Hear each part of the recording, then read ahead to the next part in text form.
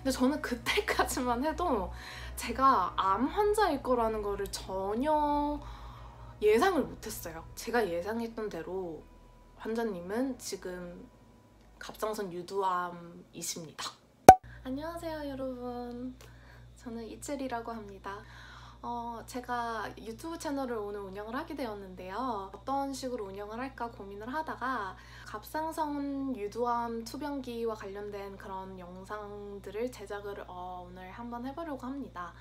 제가 블로그를 따로 운영을 하고 있는데 요새 이제 유튜브로 브이로그를 많이 이제 하시는 분들이 많아서 저도 좀 영상으로 이런 기록들을 남기면 어떨지 싶어서 촬영을 좀 시작을 하게 되었고요. 또 저뿐만 아니라 저와 비슷하게 좀 이런 힘든 시기를 겪고 있는 분들이 계신다면은 도움이 되는 그런 채널이길 바래서 유튜브 채널을 운영을 하게 되었습니다. 저 같은 경우는 지금 갑상선 유두암 수술을 받고 이제 받은 지 한 1년하고 지금 7개월 정도 됐고요. 제가 어떻게 투병 생활을 했는지 그리고 또 도움이 될 만한 정보들이 있다면은 또 영상으로도 여러분들과 함께 공유를 하고자 합니다.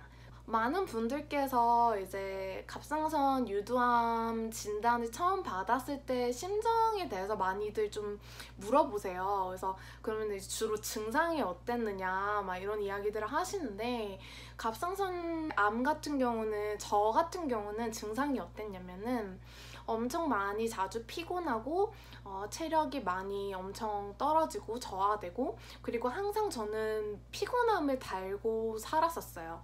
이게 저의 갑상선과 뭔가 엮여 있을 거라고 생각도 안 했고 뭐 제 목에 혹이 크게 이렇게 났던 것도 아니고 해서 저는 그냥 제가 뭐 회사 일이 많아서 야근이 많아서 그냥 좀 피곤한가 보다 이러고 있었는데, 건강검진을 겨울에 하게 되었어요. 그래서 했는데 검사 결과가 그냥 뭐 결절이 있다 이 정도로만 적혀 있었는데, 저는 그게 뭐 혹인지 이런 건지 전혀 별로 관심이 없어가지고 그냥 저는 무시를 하고 그냥 일상생활을 막 하고 있었거든요. 근데 갑자기 어느 날 갑상선 그 검사했던 그 건강검진 센터에서 전화가 온 거예요. 그래서 전화가 와가지고 환자님 혹시 결과 보셨냐? 그래서 제가 봤다 이렇게 이야기를 이제 했더니 혹시 한번 병원에 와서 그 담당 선생님과 상담을 한번 해보시는 건 어떠냐 이렇게 이야기를 하셨어요. 그래서 근데 그때도 저는 제가 막 암일 거라는 생각을 하질 않고 그냥 이제 이렇게 갔죠. 이제 병원에 갔는데 저보고 여기에 혹이 있다는 거예요. 왼쪽 좌측에 혹이 있는데 이거를 좀 더 정밀한 검사가 필요할 것 같다 해서 조직 검사를 좀 더 전문 병원에 가서 한번 받아봐라 이렇게 건강검진센터 선생님께서 말씀을 하시는 거예요. 근데 저는 그때까지만 해도 제가 암 환자일 거라는 거를 전혀 예상을 못했어요. 그래서 근데 또 시키는 대로 갔죠. 그래서 저는 이제 대림성모병원으로 제가 집 근처여서 그때 가가지고 조직 검사를 이제 하려면은 이것저것 막 CD롬부터 시작해서 이제 검사 결과를 들고 가야 돼요. 그 촬영했던 거 있잖아요. 근데 가자마자 선생님께서 딱 하시는 말씀이 그 영상을 보시고 암인 것 같다는 거예요. 근데 저는 진짜 너무 황당했던 게 아직 나랑 무슨 조직 검사를 한 것도 아니고 다짜고짜 영상 그 CD로만 보더니 암인 것 같다라고 이야기를 하니까 너무 기분 나쁘고 언짢고 이 돌팔이 의사 이 뭐래? 막 이런 생각을 저는 가지고 있었어요. 그때까지만 해도. 그래가지고는 이제 막 어떤 부분에 있어서 제가 뭐 암인 것 같냐 이런 식으로 여쭤봤더니 일반 세포는 이렇게 그냥 일반 동그랗대요. 그냥 동그란데 제가 가지고 있는 세포는 회영돌이처럼 이런 식으로 이제 막 계속 돌기들이 이제 그냥 원형의 셀이 있으면은 이런 식으로 이렇게 뻗어 나가는 게 암이래요. 그래가지고 근데 한번 조직 검사를 이제 선생님께서 해보자 해가지고는 제가 그날 조직 검사를 이제 하기 위해서 일단 초음파 검사를 한번 하고 일단 그 부위에 세침 검사를 했어요. 근데 세침 검사도 여러분 이제 크게 좀 두 가지가 있는데 더 있을 수도 있지만 제가 받아본 세침 검사는 총 2번이고 2번 다 방법이 달랐어요. 그래서 첫 번째 이제 세침 검사는 그냥 일반 세침 검사가 하나가 있고 두 번째가 총생검 검사라고 총처럼 생겼어요. 그래서 이게 총처럼 생긴 조직 세포를 채취를 하는 이제 그런 기구가 있는데 실질적으로 그거 이제 목에 넣고 탕 소리가 나면서 이제 총이라고 불러서 총생검 검사라고 이제 부르는데 제가 그 대림성모병원을 간 날 저는 총생검 검사를 받게 되었어요. 근데 저는 그때는 그게 뭔지도 몰랐던 거죠. 그래가지고는 이제 검사를 받는데 수술대 위 같은데 그냥 이렇게 누워요. 그래서 누우면은 이제 수술대가 이렇게 있으면 이 수술대 끝에 부분에 머리를 뒤로 이렇게 최대한 꺾어가지고 이제 머리가 달랑달랑 수술대 밖에 이제 이렇게 누워 있는 상태에서 초록색깔 이런 헝겊 같은 걸로 이제 얼굴을 가리고 이제 이 목 부분만 이렇게 구멍이 나 있는 그런 헝겊을 씌운 뒤에 그 제가 아까 말씀드린 그 총샘 검사 같은 거를 이제 하기 시작을 한 거예요. 그래서 그걸 이제 어떻게 하냐면은 이렇게 누워 있는 상태에서 선생님이 목을 진짜 이렇게 세게 이렇게 잡아요. 이렇게 움직이지 않게 이렇게 잡고 있으면은 그 자리에 이제 저는 안 보이는 거죠. 저는 이제 헝겊으로 이렇게 가려져 있어서 안 보이는데 거기 이제 길다란 침, 진짜 침이 한 이만했어요. 근데 이 침이 이거를 그냥 쑤셔 넣는 거예요. 그래서 진짜 목에 이걸 확 들어오는데 진짜 너무 아파요. 저는 일단 주사도 잘 원래 못 맞는 사람인데 그 긴 침이 목에 들어오는 순간 거기가 무슨 뭐 내가 뭐 마취 주사를 제대로 맞고 한 것도 아니고 그냥 대충 그 마취 그냥 약 그냥 뿌리고 그냥 이제 딱 넣는데 너무 아프고 그 두 번째는 넣어가지고 이제 선생님이 이제 그 세포 조직을 뽑아야 되는 그 위치를 이제 잡고 난 뒤에 그 자리에서 그 제가 아까 총 검사를 했다고 했잖아요. 탕 소리가 나는 거예요. 진짜 이게 탕 소리가 엄청 커가지고 이게 목 안에서 울리는 거 있잖아요. 그래서 제가 진짜 이렇게 울렸어요. 그래서 너무 놀라가지고 저 그때 막 울고 너무 무섭고 막 선생님한테 막 선생님 이거 뭐냐 했더니 움직이지 마시라고 막 해서 목은 막 칵칵거려대고 있고 막 그래가지고는 이제 그렇게 제가 세포 조직을 채취를 당했어요. 근데 제가 그때까지만 해도 저는 진짜 아무런 문제가 없다고 생각하는 사람이었어요. 왜냐면 암이라는 게 솔직히 쉽게 찾아오는 병도 아니고 혹은 이때 뭐 악성 그런 암이 아닐 거라는 생각을 저는 갖고 해맑게 여행을 갔다가 일주일 있다가 다시 병원을 가서 검사 결과를 듣게 되었어요. 그 의사 선생님이 딱 저한테 이러시는 거예요. 제가 예상했던 대로 환자님은 지금 갑상선 유두암이십니다. 딱 한마디를 하시는 거예요.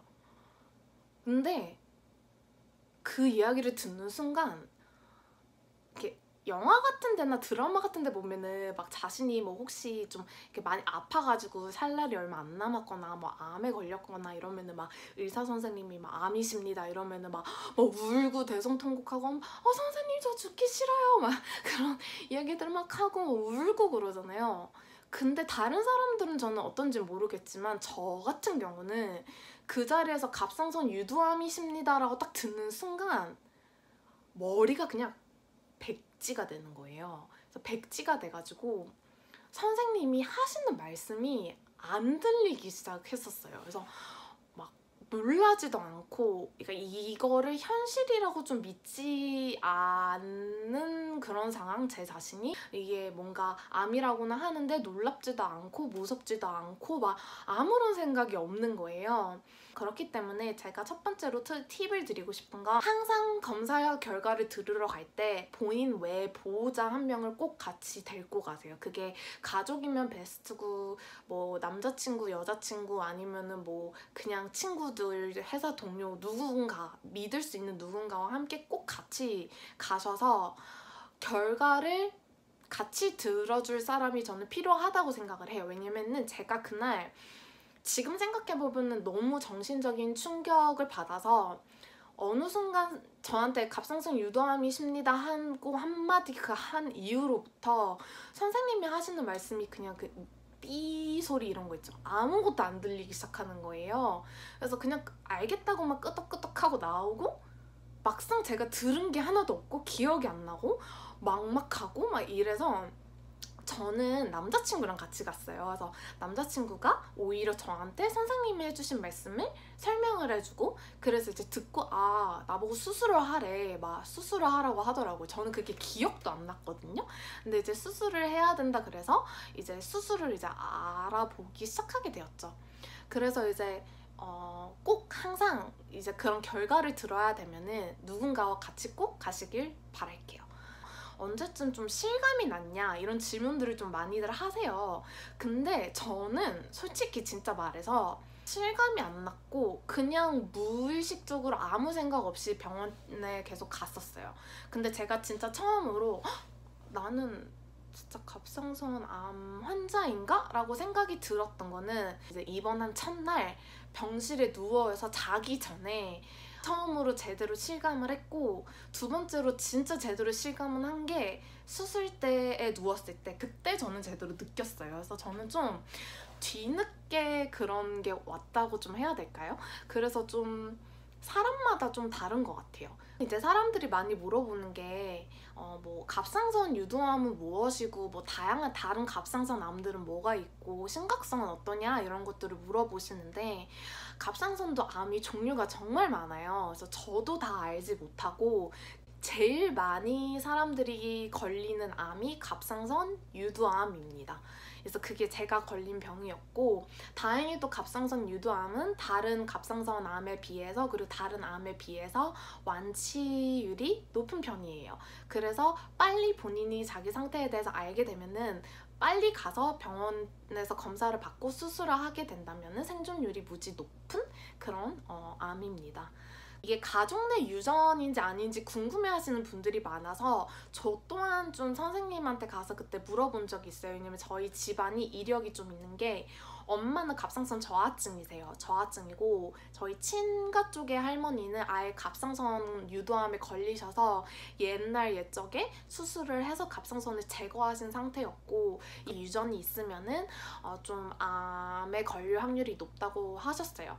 그러면 이제 제가 또 물어보게 되는 게 선생님 그러면은 뭐 갑상선 암은 도대체 왜 걸리는 거예요? 라는 질문을 당연히 던지게 되었죠. 근데 과학적으로 증명된 게 없대요. 갑상선 암이 왜 걸렸다라고 말을 할 수가 없지만 가족 내 유전이 있을 경우 확률이 높다라고 이제 저희 선생님께서 말씀을 좀 해주셨던 것 같아요. 그래서 이제 제가 좀 많이 놀랐던 거는 남녀노소 정말 다양한 사람들이 갑상선에 문제가 있어서 많이 오더라고요. 막상 갑상선이라는 기능이 저는 몸에 있는지도 몰랐고 여러분들 혹시 아셨나요?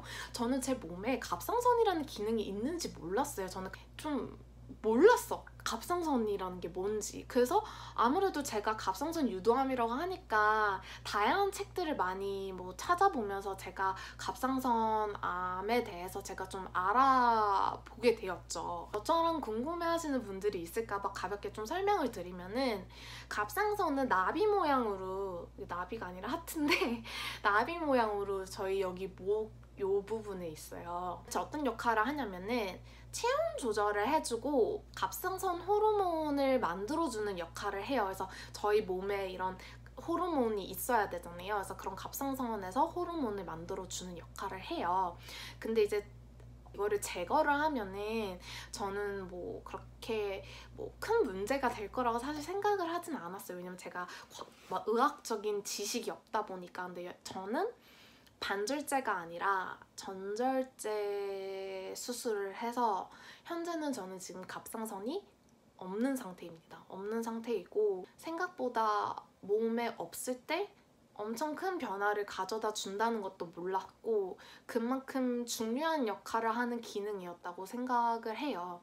갑상선을 과연 그러면은 뭘로 비유를 하면 좋을까 이런 생각을 좀 해봤는데 제가 생각했을 때는 갑상선은 오케스트라로 따지면은 지휘자? 역할을 하는 게 저는 갑상선의 역할이라고 생각을 해요. 이 전체 이제 이게 합주하는 사람들을 맞춰주고 언제 누가 이제 무엇을 어떤 기능들을 해야 될지 알려주는데 갑상선이 좀 그런 역할을 제가 생각했을 때는 좀 하는 것 같아요. 했던 것 같아요. 이제 없으니까 제가. 그래서 이제 전술제를 하다 보니까 몸에 정말 많은 변화가 왔고 갑상선암을 혹시나 만만하게 보고 계시는 분들이 있다면은 갑상선암이 흔하게 걸리는 병이긴 하지만 수술하고 난 후 생각보다 일상생활이 쉽지 않고 몸에 많은 변화가 온다는 거를 좀 미리 말씀을 제가 드리고 싶어요. 그래서 이 좀 검사를 다니면서 장난이 아니구나라고 좀 많이 느끼게 되었고 실감을 이제 조금씩 그 갑상선 수술을 이제 준비를 하면서 많이 깨닫게 되었고 그리고 또 실제로 지금도 솔직히 말씀드리면 많이 힘들어요. 그래서 심정을 항상 많은 분들이 물어보시는데 수술하고 난 뒤가 사실 끝은 아니고 계속적으로 신경을 써야 되는 좀 그런 슬픈 병인 것 같아요. 완치는 했지만 완치한 지 지금 1년 7개월이 됐지만 많이 힘들었고 지금도 많이 힘들어하고 있어요. 그렇기 때문에 힘들어도 여러분 이겨내야 되는 부분이다 보니까 같이 이겨냈으면 좋겠고 지금 1년 7개월 됐는데 제 흉터 부위 잘 안 보이시죠? 이렇게 보이긴 하네요. 제가 여기 이렇게 좀 보시면은 이 부분 있죠? 이렇게 지금 빨간 부분이 있는데 잘 보이나? 이게 이 부분이 지금 제가 수술을 한 부위예요. 수술 부위가 혹시 목 있는 부분에 있으신 분들은 그냥 쿨하게 저처럼 이렇게 다니세요. 저 예전에 흉터 좀 심할 때도 저는 이러고 다녔거든요. 왜냐면은 제가 그걸 굳이 숨길 필요도 없고 저는 이제 환자였기 때문에 그걸 드렸기 때문에 여러분들도 긍정적으로 좀 더 생각하셔서 일상생활을 하시길 바라겠습니다. 다음에 또 다른 영상으로 찾아올게요. 안녕!